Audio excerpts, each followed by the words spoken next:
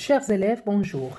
Aujourd'hui, je vais vous présenter la leçon de l'expression du but. Comment exprimer le but? Première partie. Si je vous pose la question suivante, pourquoi les Marocains doivent-ils rester à la maison pendant cette crise? Vous allez me répondre, les Marocains doivent rester à la maison pour se protéger du virus Corona. Quelle est l'expression que vous avez utilisée pour donner la réponse? Pour. L'expression pour. Vous voyez l'expression ici? Très bien. Pour est une expression de but. On appelle but ce que le sujet se propose d'atteindre, c'est-à-dire un fait envisagé, réalisable, mais pas encore réalisé. C'est-à-dire quelque chose que je veux réaliser, mais pour l'instant, elle n'est pas réalisée. Maintenant, reprenons la phrase. Les Marocains restent à la maison pour se protéger du virus Corona. Donc, pour se protéger du virus Corona, c'est une proposition, regardez bien, c'est une proposition subordonnée de but. Elle commence par l'expression pour. Donc, maintenant, répondez à la question suivante. Qui doit rester à la maison? Ce sont les Marocains. Qui doit se protéger du virus? C'est aussi les Marocains. Donc, que remarquez-vous ici? On a le même sujet, c'est-à-dire on a le sujet qui est le Marocain dans la proposition principale, regardez les Marocains, et vous avez ici, dans la deuxième proposition subordonnée, vous avez toujours ici les Marocains.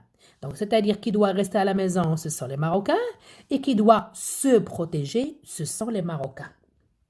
Donc, lorsque le sujet de la proposition principale, la voilà, et de la proposition subordonnée, c'est se protéger du virus, la voilà, et le même sujet, on emploie une préposition ou une locution prépositive de but suivie d'un infinitif. Voilà ce qui est important.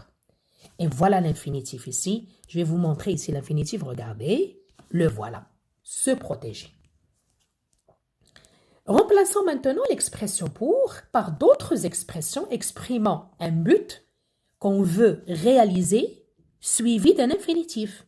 Par exemple, les Marocains doivent se confiner, c'est-à-dire rester à la maison, afin de se protéger. Regardez, afin de se protéger, verbe à l'infinitif, de façon à se protéger du virus.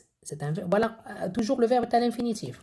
En vue de se protéger du virus, dans l'intention de se protéger du virus. Donc, regardez ici, vous avez 4 expressions, les voilà, qui se terminent par une préposition de ou bien le à, automatiquement suivi d'un infinitif, le verbe se protéger.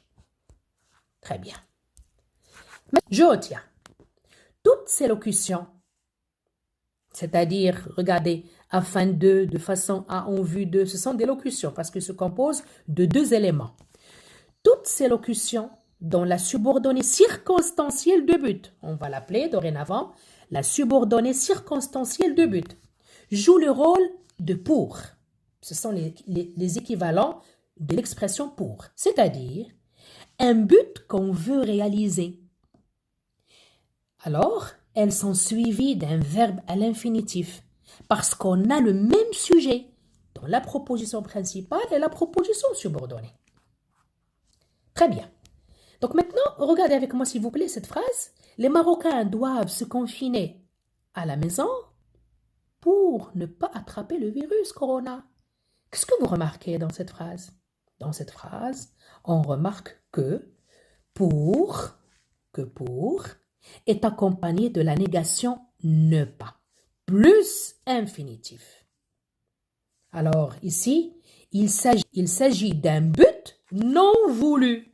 C'est-à-dire, ce but-là, on ne veut pas le réaliser. On ne veut pas l'atteindre.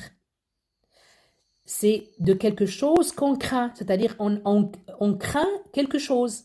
On a peur de quelque chose. On a peur de quelque chose, de réaliser quelque chose. D'accord? Je reviens à la phrase. Donc, de quoi a-t-on peur? Qu'est-ce qu'on craint ici? On a peur que les Marocains attrapent le virus. On craint que les Marocains attrapent le virus. D'accord? Donc, on peut dire que, dans ce cas, on peut dire pour plus ne pas peut être remplacé par les expressions suivantes. De peur de crainte de, plus infinitif. Pourquoi infinitif? Parce qu'on a toujours le même sujet. Le sujet de la principale est le même dans la subordonnée. Cela dit, les Marocains doivent se confiner à la maison, rester à la maison. Pourquoi? Dans quel but? Non, quel est le but qu'on ne veut pas réaliser? De crainte, regardez bien, de crainte d'attraper le virus corona ou de peur d'attraper le virus corona.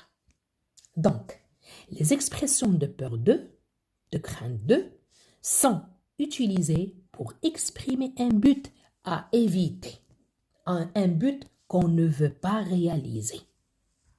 Donc, je retiens. Le même sujet dans la proposition principale et la proposition subordonnée pour exprimer un but désirable ou bien pour exprimer un but indésirable. Donc maintenant, les expressions pour exprimer un but désirable qu'on veut réaliser. Pour, afin de, en vue de, plus, infinitif. Pour exprimer un but indésirable, c'est-à-dire un but qu'on veut éviter, on utilise l'expression de peur de et de crainte de, toujours plus infinitif. Maintenant, observons la dernière phrase. Il s'entraîne pour le match. Appelez-moi pour une urgence. Pour une bonne compréhension, soyez calme. Remarque, le subordonnant pour ici, dans ces phrases, est suivi d'un nom. Oui. Regardez bien, le voilà est suivi d'un nom. Le nom ici, c'est le match. Dans la deuxième, c'est une urgence. Dans la troisième, c'est une bonne compréhension. Donc, qu'est-ce qu'on peut dire? On peut dire que le subordonnant pour, dans ces phrases, est suivi d'un nom. Donc, la proposition subordonnée sera pour le match, pour une urgence, pour une bonne compréhension. Donc, on peut dire que pour n'est pas toujours suivi d'un verbe à l'infinitif, mais il peut être suivi d'un nom. Sur ce, je vous laisse, mes chers élèves, revoir la vidéo pour bien comprendre la leçon et je serai prête pour répondre à vos questions. Merci.